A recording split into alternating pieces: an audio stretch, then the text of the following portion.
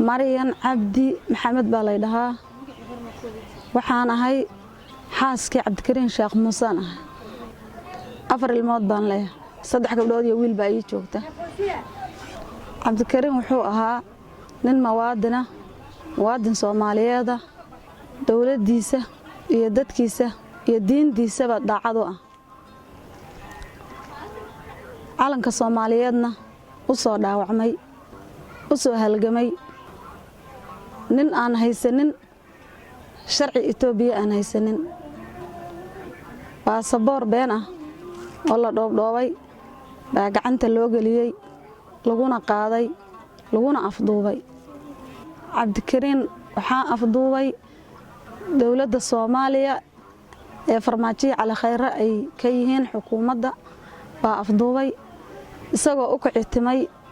magaalada Gaalkacyo ee Puntland una doonay wiil yar oo adeer u yahay oo xanuunsan u raadiyay markuu tagayna ay qabteen ciidamada Galmudug markii dambana loo soo gacan galiyay ciidanka federaalka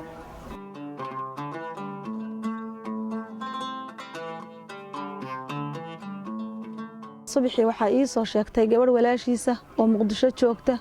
habeenkii horeysaan wada hadlaynay uuna soo salaamay aan si fiican u sheekaysanay markay gabadhii ii sheegtay waan qaadan waayay waan walwalay waan raadinay warkiisii baan raadinay waan helay wiil baa subaxii dambe telefoonka iigu geeyay waa kan Cabdikariin la hadal buu yiri waan la hadlay waan salaamay salaanka bacdi wuxuu dhahay walaalle waan fiicanahay waxa faraha igu hayo oo gacantooda aan ku jiraa nimanka Galmudug oo maxaan ku dhahdaayay kamid ah ka tirsan qaybta federaalka ee Soomaaliya waa Ilaahay mahadi haday federaalka ay gacanta igu hayso dadka daji bulshadana daji niyadiina daji xaasaskii caruurtana daji way ugu dhahay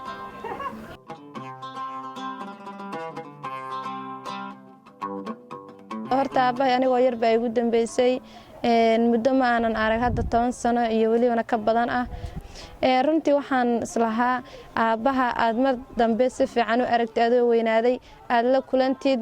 aabbahayna maxaan ku dhahdaa waxaan ku ballansanay inuu sanadkan noo yimaado ama aan u tagno marka waxa aabbahay asagoon wali aan noo iman anaguna aan u tagin balse aan maxaan ku dhahdaa ballantanadu ay inaan is aragno iyo farmaajo iyo khayri ciidamada sintay afduub ku sameeyeen beecada Itoobiya u dhiiban u gacan galiyeen أنا معدك مدرسة كإمادة أيال جوريان صقل جوري ودت كبحان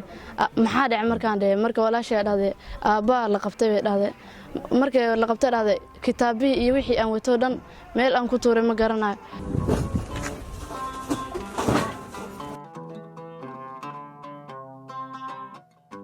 عروتي وين بيسكت درين أنا جوان كنت دري درسكي جيرانكي أردن بانو دري maxaluqaadka Ilaahay oo dhan baa wada ooyay caalamka oo dhan baa ka qaylay footinkii bishii 12aad baa iigu dambeysay Cabdikariin oo Muqdisho aan la joogay sanadkaas oo dhan anagu ka soo kacitimo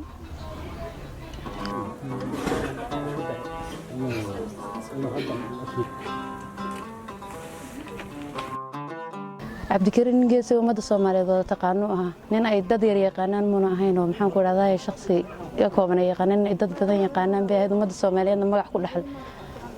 marka walaal Cabdikariin ninkaas oo ahaa dawladda Soomaaliyeed ee falkan xun ee foosho xun bay geysatay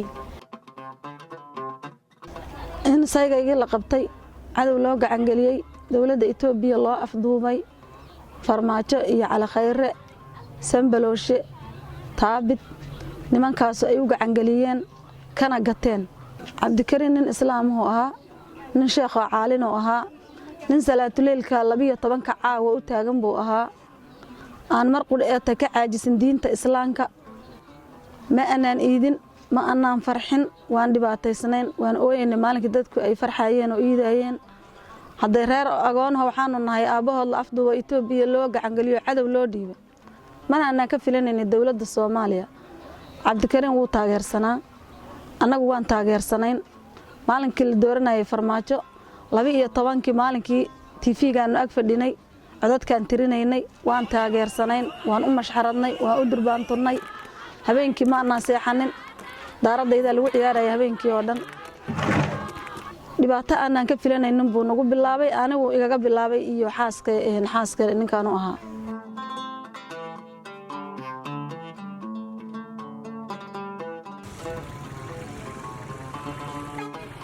dowladda farmaajo waxaan u sheegayaa si degdeg ah Cabdikariin inay xorriyadiisa u soo celiyaan u raadiyaan godkay ku rideen uga soo bixiyaan xildhibaanada iyo ciidamada xoogga dalka Soomaaliyeed si degdeg ah inay mooshin ka keenaan dowladda farmaajo iyo Cali Khayre